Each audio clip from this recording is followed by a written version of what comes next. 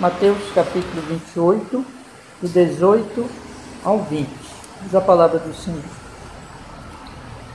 E chegando-se Jesus, falou-lhe, dizendo: É-me dado todo o poder no céu e na terra.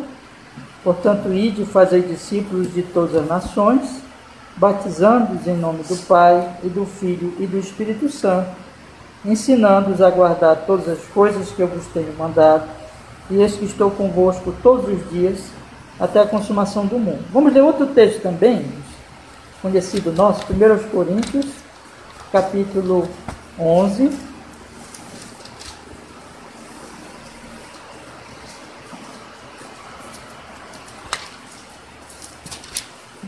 1 Coríntios capítulo 11, versículo 23, diz a palavra do Senhor.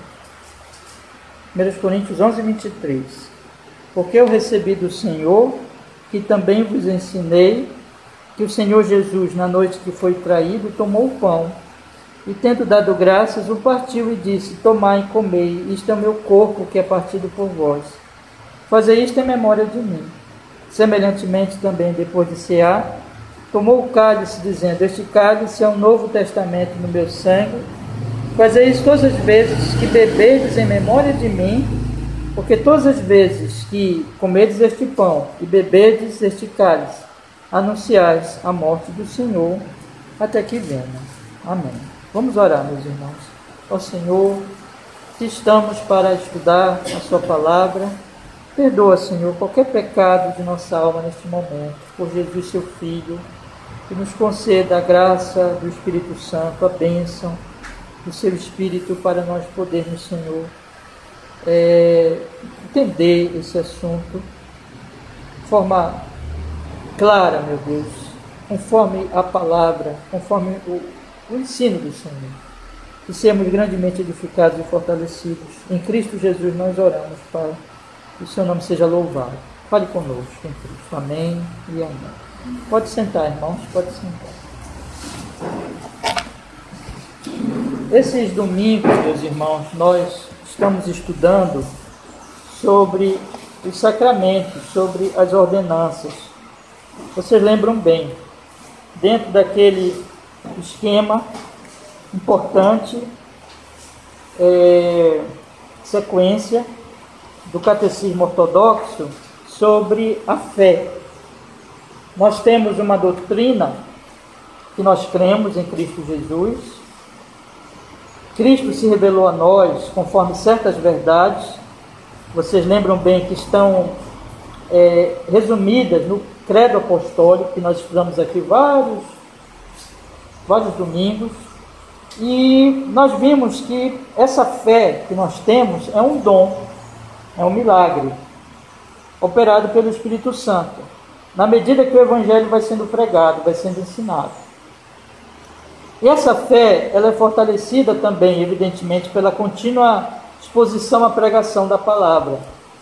Mas também ela é fortalecida pelos sacramentos, pelo batismo e pela Santa Ceia do Senhor. Os sacramentos, ou as ordenanças, elas não são uma coisa insignificante, pequena.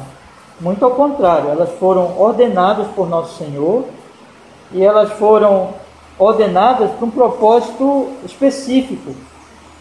Então, nós precisamos entender o valor delas, porque foram ordenadas por Cristo, não é uma coisa sem valor, mas também precisamos não distorcer o significado das ordenanças, né? Como infelizmente muitas vezes tem sido feito. Ou se desvaloriza totalmente as ordenanças, e há certos contextos até que as ordenanças são abandonadas, né? Ou se tem uma impressão errada delas e elas viram uma espécie de idolatria. Então essas duas coisas nós temos que combater. E os reformadores, eles produziram todos esses documentos que nós temos estudado, as confissões de fé, o credo apostólico, o catecismo ortodoxo. Eles foram muito cuidadosos, eles tiveram debates sobre isso, algumas opiniões divergentes, mas todos eles queriam chegar realmente a entender o culto, as ordenanças. E eu queria que os irmãos, então, firmassem na sua mente o valor desse estudo, né? Foi importante para eles e continua sendo importante para nós, porque de forma alguma os sacramentos, as ordenanças, elas não deixaram de ser distorcidas, muito ao contrário, continuam sendo distorcidas, e nós precisamos entender bem, nos precaver pela boa doutrina, por uma compreensão correta da palavra de Deus em relação às ordenanças, ao mesmo tempo que, não distorcendo, nós vamos aprendendo também o valor, e é de grande benefício para nós, irmãos. Eu acho que os irmãos que têm acompanhado os estudos têm percebido como é importante, como são importantes as ordenanças, né? Semana passada, nós estudamos aqui vários domingos sobre o batismo, numa lição grande sobre o batismo, que foi a lição de número 26. Nós tivemos também a 27, a 28, falando do batismo. E vimos que o batismo ele é para os crentes, né? Ele tem um significado de lavagem, tanto no sentido de justificação em Cristo Jesus, como também de renovação do Espírito Santo. Ele é um símbolo dessas duas obras. É uma lavagem de que nós fomos lavados pelo sangue de Jesus e nós fomos regenerados pelo Espírito Santo. E devemos viver de acordo com o nosso batismo, ou seja, toda manhã você deve se levantar, você que já é batizado, e dizer assim: olha, meu batismo tem um significado, que ali ele estava apontando, através de símbolos, para aquilo que aconteceu na minha alma, ou seja, que Jesus me lavou com seu sangue e que eu já tenho o Espírito Santo. Então eu vou me levantar hoje, eu vou viver de acordo com o meu batismo. Eu vou aplicar o meu batismo na minha vida. Eu morri para o pecado e eu vou viver para Deus. Eu tenho o Espírito Santo. Me levantarei então com fé, crendo nessa verdade e quero viver para Deus, para a sua glória. A ceia, ela também tem um significado. E ela, expliquei semana passada, ela é feita várias vezes, né, irmãos? O batismo é só uma vez.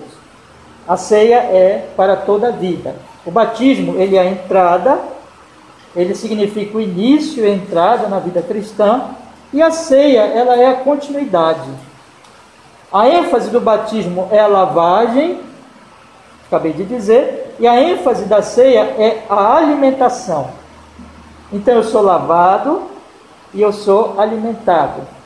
Por isso que o símbolo, o instrumento, né, do batismo, melhor dizendo, e que é usado como símbolo, é a água, porque com a água nós nos lavamos, mas o instrumento da ceia do Senhor é o pão e o vinho, o pão e o vinho, porque nós nos alimentamos com pão e bebemos o vinho, somos alimentados. Então, um significa a purificação e o outro significa a alimentação. Sobre a ceia, eu queria que vocês lessem comigo as perguntinhas da semana passada e a resposta, né? Só para nós relembrarmos, que estão aí na página 54, para quem tem a apostila. A pergunta da lição 29. Nós vamos só ler agora para nós prosseguirmos. De que maneira a ceia do Senhor lhe relembra e assegura que você tem parte no único sacrifício de Cristo na cruz e em todos os seus dons?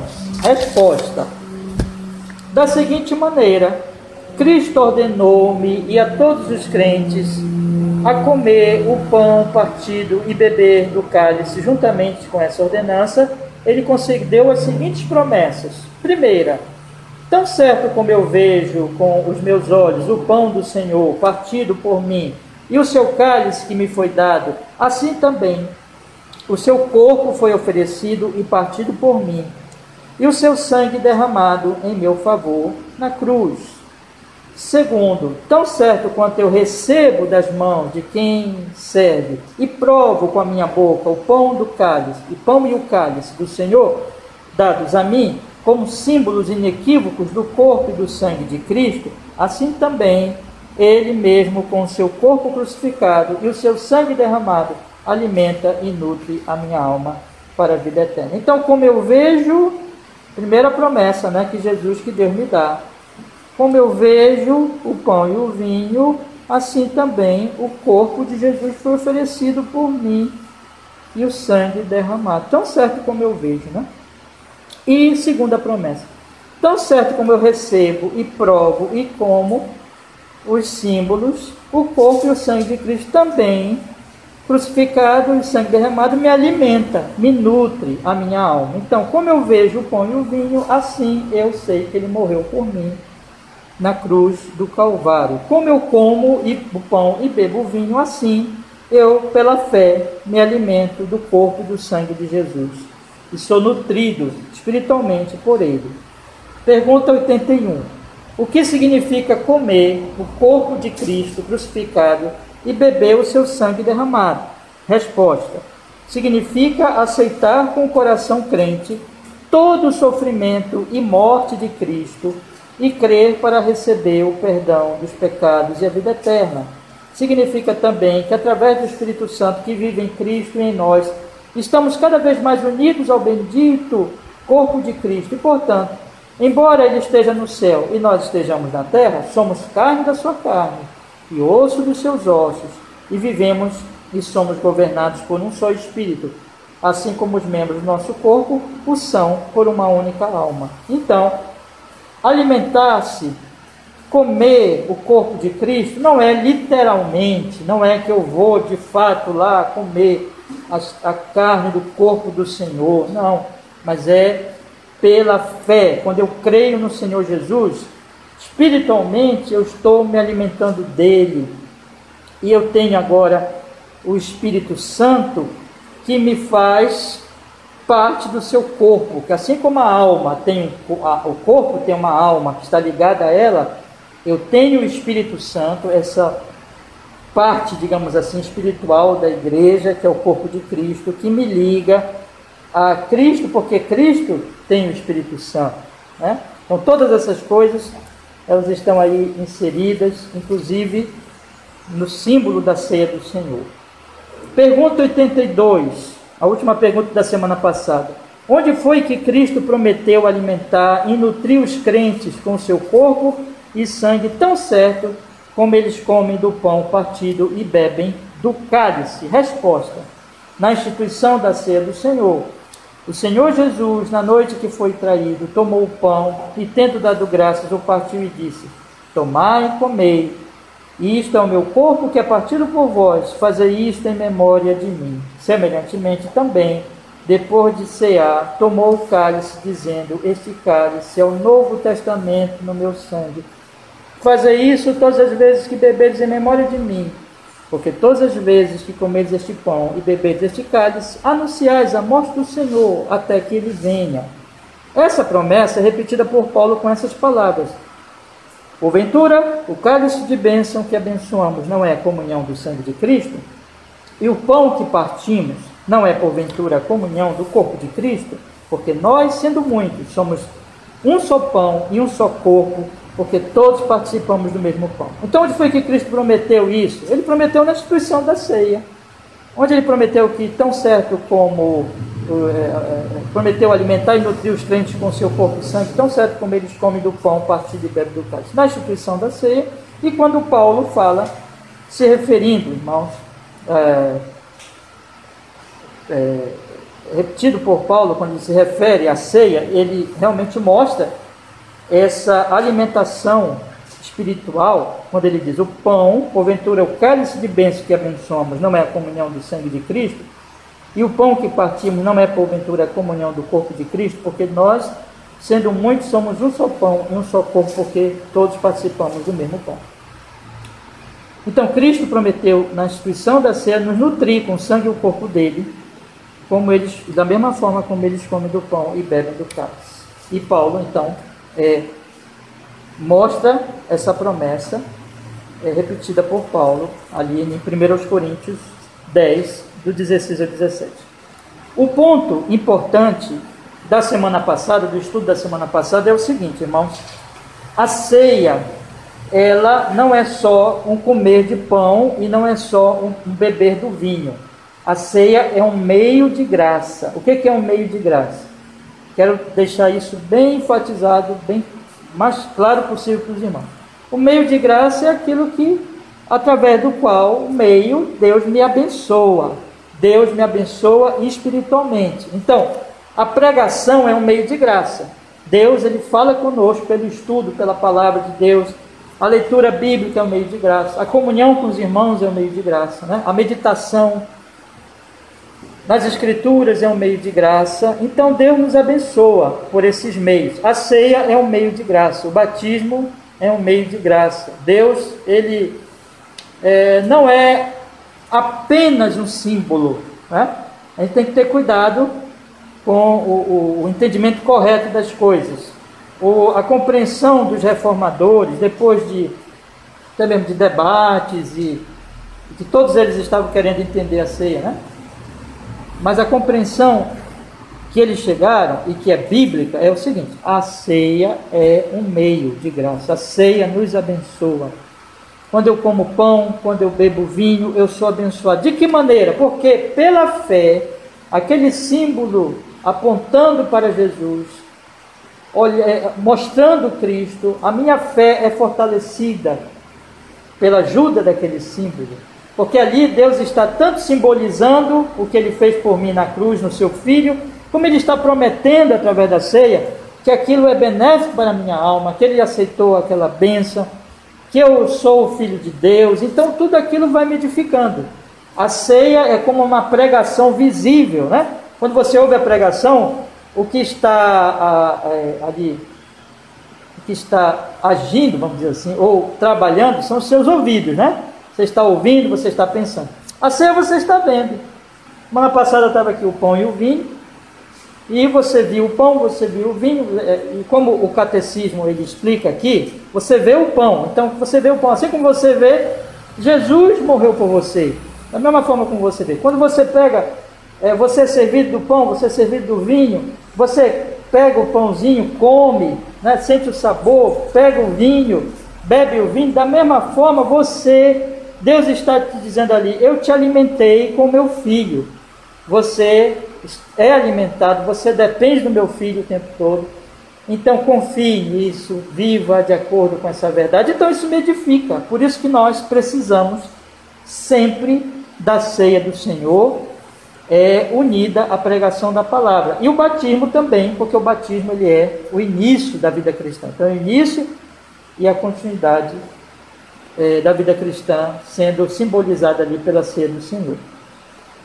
Então, aqui nós temos uma compreensão bíblica da ceia e do batismo. O que nós vamos estudar agora é uma correção de uma compreensão antibíblica, que é um perigo que ronda o tempo todo as ordenanças, né? E que ocorreu na época da Reforma, então naqueles tempos lá. Inclusive nós estamos no mês da Reforma, e eu coloquei lá, irmão, vai ter uma live que eu vou conversar com o pastor de Caruaru sobre os batistas e a Reforma. Eu peço para os irmãos assistirem, creio que vai ser benéfico, né, para os irmãos, vai edificá-los, e peço que orem por essa live, por essa conversa. E também estou programando aqui para nós trazermos um estudo, tanto de manhã como à noite, possivelmente no último domingo do mês, sobre a questão da reforma, né? Para não aproveitarmos a lembrança e reafirmarmos ali o valor, tanto daquela reforma, como da necessidade de uma contínua reforma na história da igreja. As igrejas precisam estar sempre em reforma, né? Sempre voltando às Sagradas Escrituras. Mas sim, na época da reforma, o que aconteceu ali? Entre esse retorno às Sagradas Escrituras, foi uma compreensão da ceia, do batismo também. Porque, devido às tradições humanas, o que acontece, meus irmãos? O homem, ele não ama a Deus por natureza. A natureza humana, a carne, ela rejeita Deus. E ela rejeita Deus pelos ídolos. Isso é uma coisa tão terrível e está tão dentro dos homens e contamina tanto o ser deles, que até as coisas que Deus dá, eles deturpam em prol da sua idolatria. Então, eles fazem isso com a Bíblia. Quanta gente usa a Bíblia mal? Né?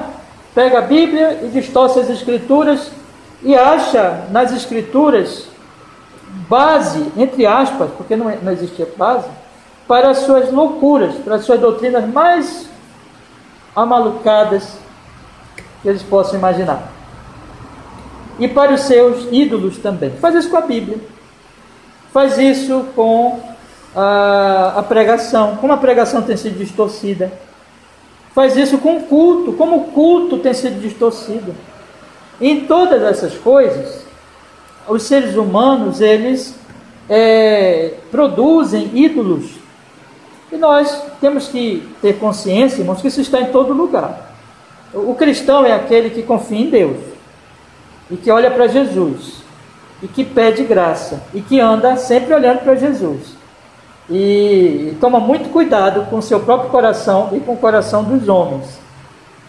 Pede graça e continua olhando para Jesus. Essa é a peregrinação. Temos que ter muito cuidado. Os ídolos estão em todos os cantos. Os ídolos estão no meio das igrejas, os ídolos estão no meio da sociedade, na vizinhança, na escola, na política, na academia, nas universidades, está em todo lugar. E o cristão é aquele, assim, sabe, irmãos, que vai olhando para Deus, olhando para Cristo e proclamando que só Jesus é o mediador e só Deus deve ser adorado. É uma luta, meus irmãos, é uma luta contra o mundo, porque o mundo é idólatra. O coração do homem, ele é uma fábrica de ídolos. E quando chega na ceia, não tenham dúvida, a ceia foi deturpada. E o que nós vamos estudar agora é uma deturpação chamada transubstanciação, que é uma deturpação operada pela Igreja Romana nas épocas lá antigas, né, ao longo da Idade Medieval, mas que permanece em muitos aspectos até hoje, mas que não está circunscrita apenas à Igreja Romana, mas isso está aí nas igrejas. Um monte de cerimoniais que nós observamos hoje nas igrejas, incluindo os 2 sacramentos, eles criam um monte de coisa, como a Igreja Romana fez e as igrejas modernas fazem também. E como a própria ceia foi deturpada pela Igreja Romana, é também deturpada hoje pelas igrejas, muitas vezes chamadas até de evangélicas, né? Porque esse nome evangélico é um nome lindo, irmãos, é um nome maravilhoso, é um nome que diz respeito ao Evangelho, a Cristo, mas que tem sido deturpado, né? E nós vamos ver agora esse ensino deturpado para a nossa prevenção e para a nossa firmeza, para que nós nunca entendamos a ceia de forma errada. Acompanhe então comigo, por favor. A pergunta de número 83 é assim: então, o pão e o vinho são verdadeiramente transformados no corpo e no sangue de Cristo? O que é isso, né? Por que essa pergunta? Parece uma pergunta estranha para nós que já estamos acostumados com a doutrina da ceia, das ordenanças bíblicas, e talvez até digamos assim, não, isso aqui é desnecessário, isso aqui não precisa falar disso. Não, não é, irmãos. Nunca é desnecessário falar dos perigos, os alertas e os perigos. Deus, ele manda para nós durante a nossa peregrinação o tempo todo, porque nós somos perigosos, nós gostamos de inventar. Então isso aqui não é um alerta desnecessário, muito ao contrário, é extremamente necessário. O que era essa doutrina? A doutrina que o homem, então ali na hora da missa, de forma real, o pão e o vinho se transformavam no corpo e no sangue de Cristo. Ou seja, a partir do momento ali daquela cerimônia, você tinha literalmente, você tinha de fato diante de você o corpo de Jesus e o sangue de Jesus. Não era símbolo, observe bem, não era símbolo, mas era a realidade. Uma coisa é literal, outra coisa é a linguagem literal, outra coisa é a linguagem simbólica. Se eu digo para vocês isso aqui, vou pegar o celular aqui, mas diga assim: isso aqui é um livro. Eu estou usando linguagem quê? Literal, né? Isso aqui é um livro, né? Agora, quando eu digo assim, isso aqui é um alimento para mim, Você come o livro? Então não é literal. O que é? É um alimento espiritual. É um livro que me alimenta o quê? Espiritualmente. Então a linguagem, uma coisa é a linguagem literal, outra coisa é a linguagem simbólica. E aí o problema, quando Jesus disse, esse é o meu corpo, foi o que Jesus falou na ceia, na instituição da ceia? Esse é o meu corpo. Jesus estava falando literalmente ou simbolicamente? Jesus estava dizendo que aquele pão que ele pegou, que ele partiu diante dos discípulos, ele era realmente o corpo, literalmente, de fato o corpo de Jesus, ou aquilo era um símbolo, né? Então, você tem a doutrina católico-romana como uma doutrina que vai abordar o texto de forma literal, e um texto que claramente é simbólico, porque isso existe na Bíblia. Existe aquilo que é literal, existe aquilo que é simbólico. Deus usa um monte de símbolos na Bíblia. Se você for lendo a Bíblia, vocês que são leitores da Bíblia, vocês percebem isso. No Antigo Testamento, no Novo Testamento, o pastor de Israel, né? Vocês são minhas ovelhas, a noiva de Cristo. Tudo isso, meus irmãos, existe ali numa linguagem extremamente simbólica. Nós estamos aqui então diante dessa verdade. Será que Jesus foi literal? Será que o corpo dele realmente se transforma? O pão se transforma no corpo e o sangue se transforma, o vinho se transforma no sangue? A doutrina da transubstanciação então ensina que no momento da missa, aquilo se torna corpo e sangue de Jesus. Vamos ver a resposta? Não! Assim como a água do batismo não é transformada no sangue de Cristo, nem em si mesma nos purifica dos pecados, mas é simplesmente um sinal e garantia da parte de Deus, assim também o pão da ceia do Senhor não é alterado para o corpo real de Cristo, mesmo que seja chamado de corpo de Cristo, conforme a natureza e a linguagem dos sacramentos. Então vamos explicar. Aqui, de forma muito sábia, porque as coisas se relacionam, o autor do catecismo, ele liga a verdade da ceia com a verdade do batismo. No batismo, a água não se transforma no sangue de Jesus, não é verdade? A Bíblia diz que nós somos lavados pela água, nós somos regenerados. Tem uma lavagem. Significa que o sangue de Jesus ali, na hora que a pessoa é batizada, aquela água, porque nós não somos lavados pelo sangue de Jesus? Sim, o que é que nos lava? O sacrifício de Jesus na cruz, a obra dele na cruz. Então, ali, aquela água se transforma no sangue? Não. É um símbolo, é um sinal e uma garantia. Ali Deus está dando um sinal, que assim como a água me lava fisicamente, assim eu sou lavado espiritualmente pelo sangue. É simbólico. E é uma garantia. Deus está dizendo, você foi lavado, você foi regenerado. É tanto um símbolo como uma garantia. Mas continua a água. Depois joga aquela água fora, meu irmão. For batizado numa piscina, ou se na água corrente, no rio, a água está sendo levada. Ela vai adiante, ela não se torna sangue. Não tem nada disso.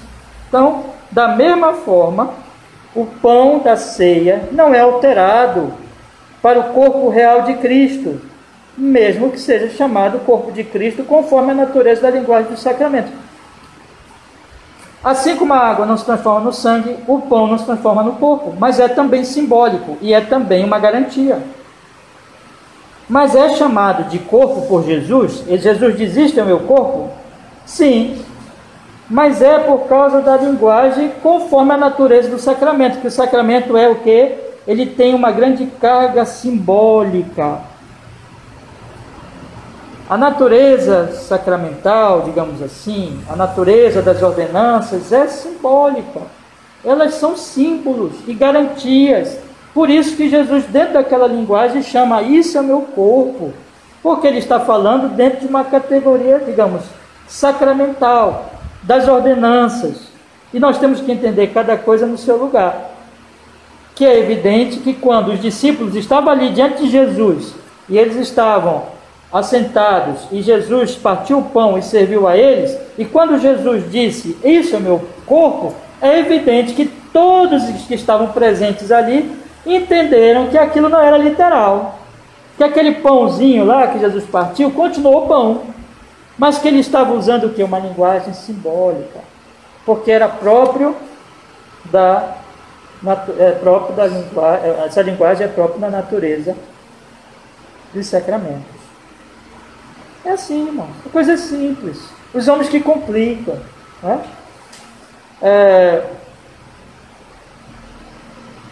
Só um detalhe, e ainda diz essa doutrina que você continua vendo ali, continua sendo pão na sua vista, continua tendo sabor de pão, tá tudo, mas que não é corpo mesmo de Jesus, é vinho mesmo de Jesus.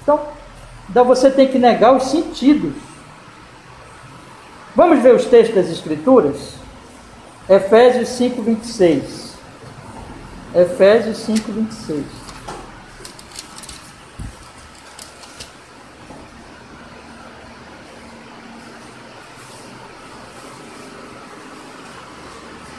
Para santificar, purificando-a com a lavagem da água pela palavra. Lavagem da água se refere ao batismo. O batismo, a água vira o sangue de Jesus? Não. Outro texto, Tito 3,5. Tito 3,5.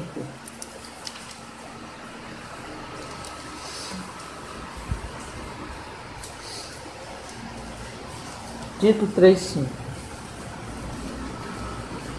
Diz a palavra do Senhor.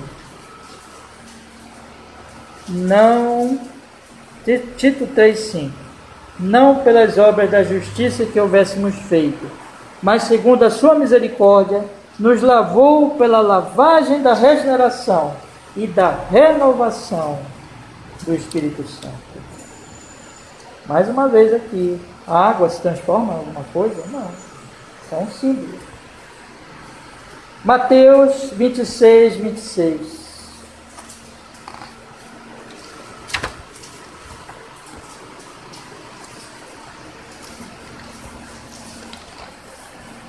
Mateus 26, 26.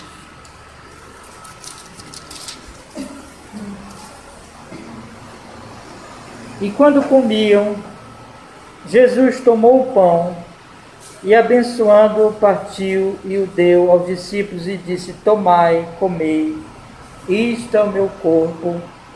E tomando o cálice, dando graças, deu-lhe, dizendo: bebei deles todos, porque isto é o meu sangue, e o sangue do Novo Testamento, que é derramado por muitos para a remissão do pecado.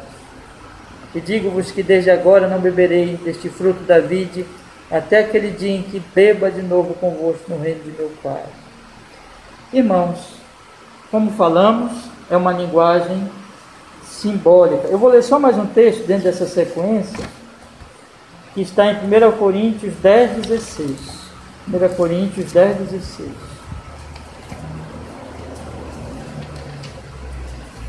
Depois, por favor, leiam os outros textos, tá, meus irmãos? 1 Coríntios 10, 16, tá?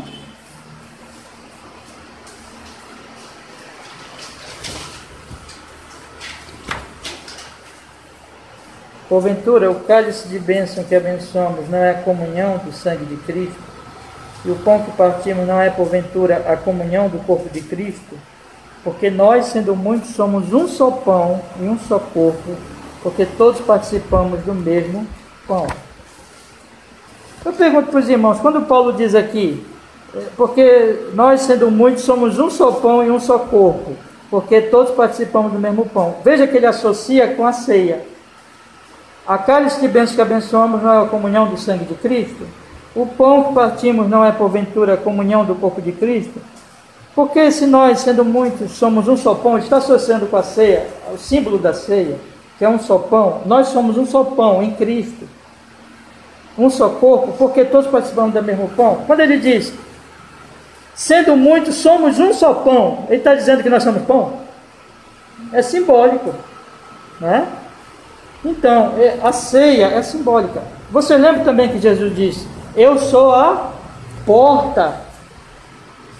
Jesus está dizendo que uma porta vai se transformar no corpo de Cristo? Não, é simbólico. Quando ele diz: eu sou a videira verdadeira, uma videira aí vai se transformar no corpo de Cristo? Não, o que é?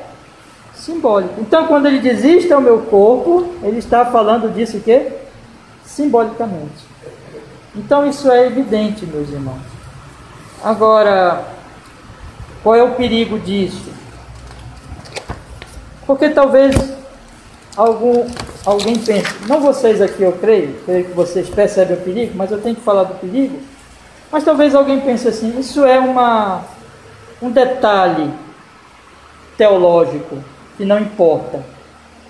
Não importa que você diga que você acha que literalmente o pão é o corpo ou simbolicamente. Isso não importa. O importante é que você acredite na ceia. Isso é só um detalhe teológico. Não importa. Não, não é assim. Primeiro, porque nós temos que entender o que o Senhor Jesus nos dá de acordo com a natureza do que Ele nos dá, de acordo com o que é aquilo, aquele símbolo, aquela bênção. O batismo e a ceia são bênçãos desde que eles sejam compreendidos conforme nos foram dados pelo legislador, por aquele que dá a bênção. Por que nós não aceitamos? Nós passamos aqui vários domingos estudando e combatendo mesmo o batismo infantil, porque nós acreditamos que aquilo é uma incompreensão errada e não deve ser feito. Agora, a transubstanciação, ela se torna gravíssima pelo efeito que ela causa, que é o efeito da idolatria dos elementos, porque é isso que o coração humano quer. Irmão, nós gostamos disso. A religião humana é uma religião que gosta de ver, que gosta de sentir, que gosta de tocar. Vou dar um exemplo aqui para vocês. Por que os artistas eles usam luzes? Os cantores, eles usam luzes. Estou falando dos cantores artistas deste mundo. Usam luzes, usam cores, usam roupas extravagantes. Por que eles usam isso? Porque o homem gosta de ver. Por que nos estádios de futebol, às vezes vai lá uma pessoa que ela é pacata, ela é até tímida, mas quando está lá no estádio ela começa a gritar com a torcida. Por quê? Porque é a empolgação do momento. Porque os nossos sentidos, eles são despertados e os homens gostam disso. A realidade visível, a realidade que se possa ver, tocar, sentir, perceber com os sentidos. E quando passamos para a questão da religiosidade, em tudo isso na verdade está o aspecto da religiosidade, porque o que essas coisas provocam em nós? Os artistas, eles são chamados até de ídolos, não é? O ídolo desse ramo de música, né? Os jogadores de futebol são chamados de ídolos. O problema não está na coisa em si, não está na arte. Eu nem quero falar aqui contra a arte e contra o esporte. Me entenda, não é a minha intenção falar contra a arte e contra o esporte em si, né? Mas a questão é que nesses elementos você vê que os homens eles gostam de ser despertados pelo visível e eles atribuem ao que eles veem divindade. Porque o coração humano ele quer adorar, ele é adorador, só que ele não quer adorar a Deus. Por isso que o culto cristão ele tem que ser muito cuidadoso. Jesus só deixou 2 ordenanças, irmão, só 2. Jesus só deixou 2 coisas para nós vermos. O resto é tudo para a gente ouvir, né? Inclusive a questão do culto, ele tem que ser o mais simples, mais simples. Temos que tirar até do local de culto qualquer coisa que venha nos despertar nisso, porque nós gostamos disso. Então, irmãos, a ceia, ela é alguma coisa que, quando ela é entendida como símbolo e como garantia, é uma bênção. Mas isso, até isso os homens distorcem, até essa bênção. Por quê?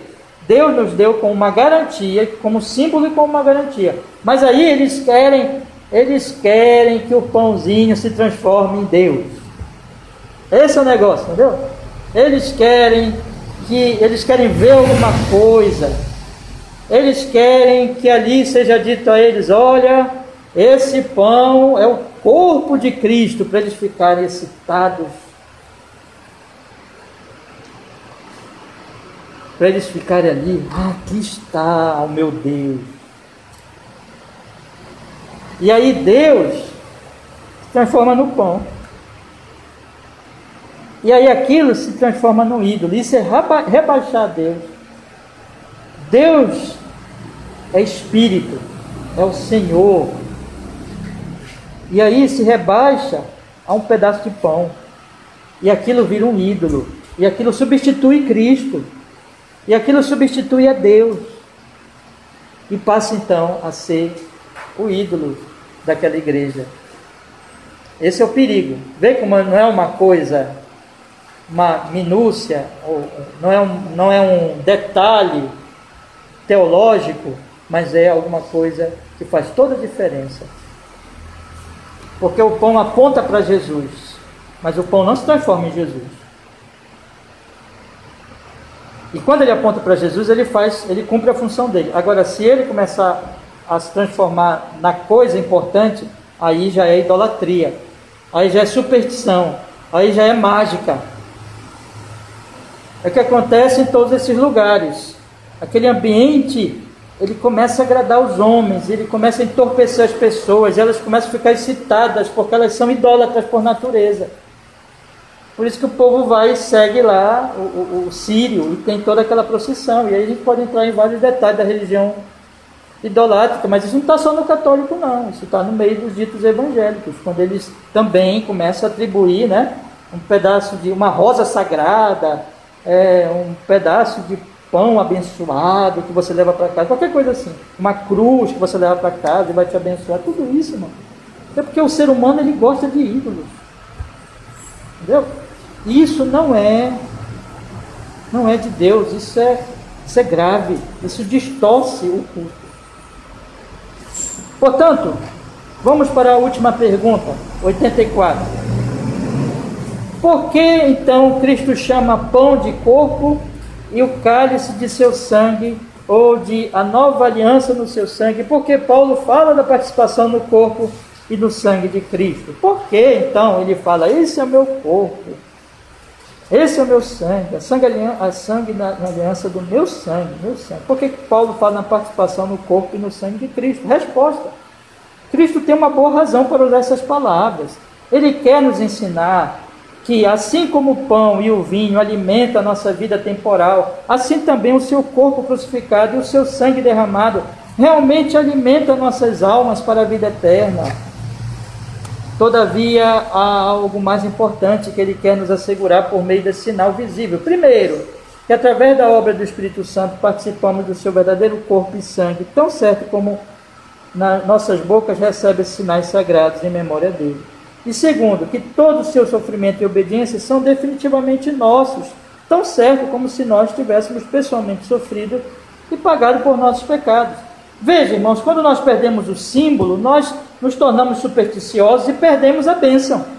Porque aquele sacramento se distorce em idolatria e ele não cumpre mais a sua função, que é nos fazer pensar nas realidades espirituais. Aí fica só ali a adoração ao pão, perde o sentido.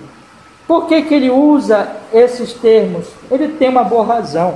Ele quer nos ensinar com o pão e o vinho. Ele quer nos ensinar, ele quer simbolizar, ele quer garantir.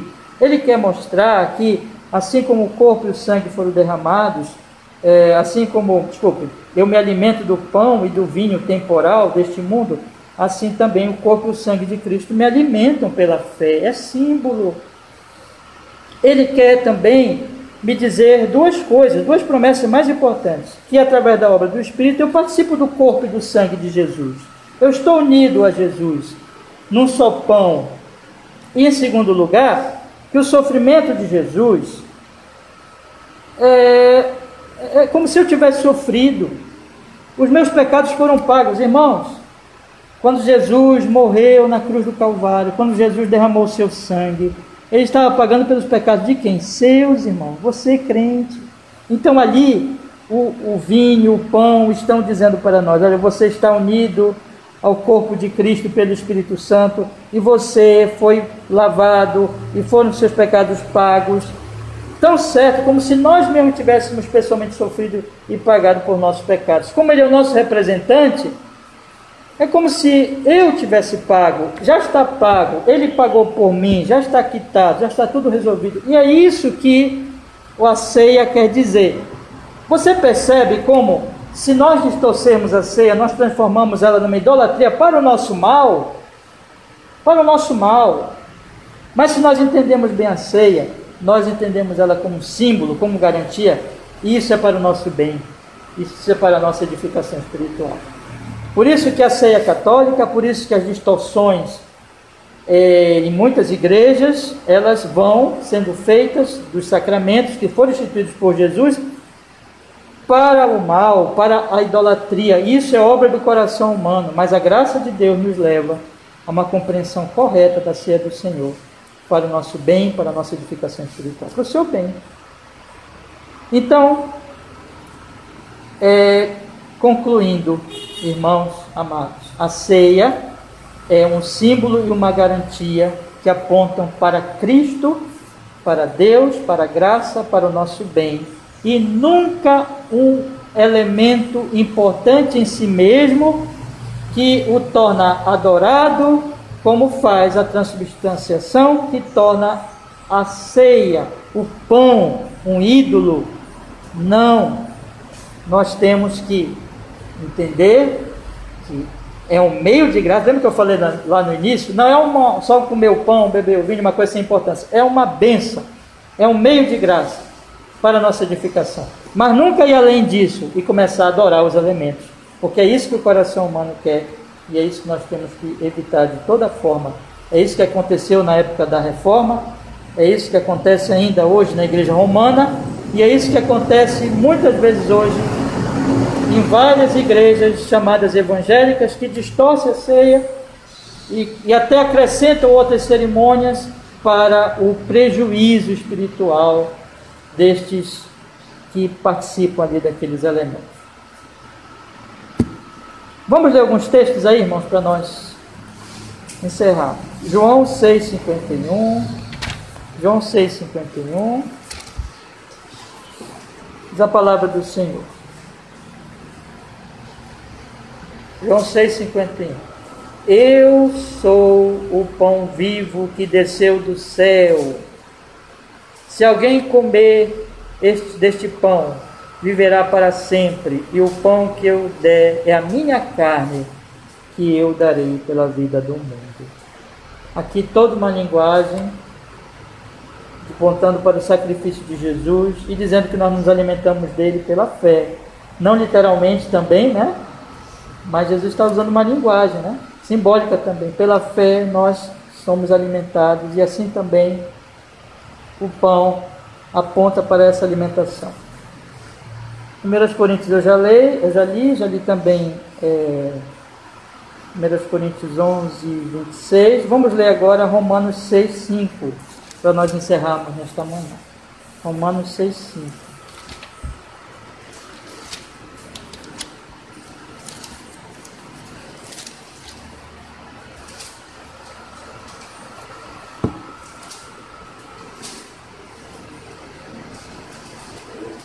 Romanos 6,5.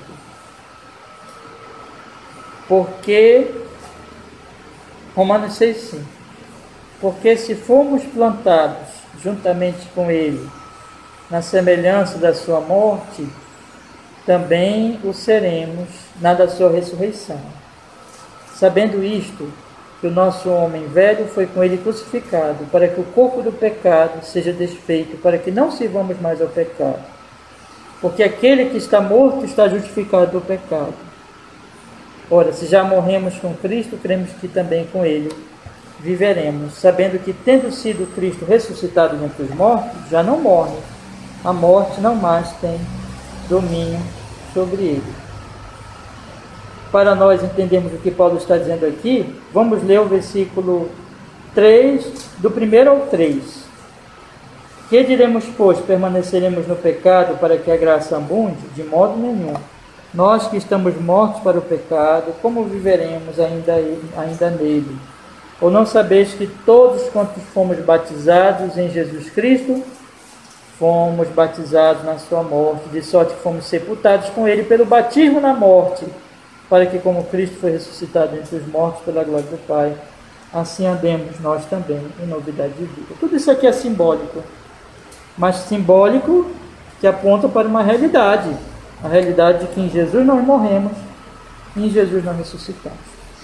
Então, meus irmãos, o ensino desta manhã, nós aprendemos o quê? Nós aprendemos que o coração humano ele é perigoso e que ele pode distorcer a ceia.